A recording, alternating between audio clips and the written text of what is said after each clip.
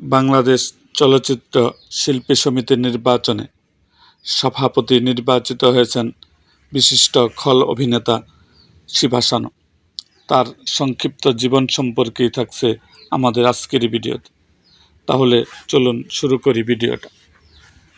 খল অভিনেতা শিবা সানুর আসল নাম মাজহার আলী।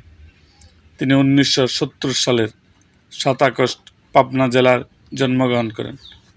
1998 সালে মাতৃভূমি চলচ্চিত্রের অভিনয়ের মাধ্যমে চলচ্চিত্রের রঙিন জগতে পা রাখেন। এ পর্যন্ত তিনি 400 ছবির উপরে ভিলেন চরিত্রে অভিনয় করেছেন।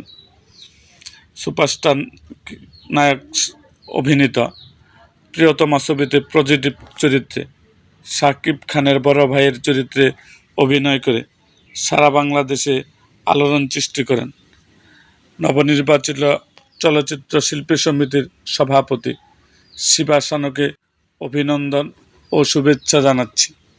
এরকম আরও ভিডিও পেতে এবং রাজনৈতিক অঙ্গনের নানা ঘটনা ও ইতিহাস জানতে আমাদের মুক্তাগাছার ইতিহাস মিডিয়া ইউটিউব চ্যানেলটিকে সাবস্ক্রাইব করুন এবং পাশে থাকা বেল আইকনটি বাজিয়ে দিন।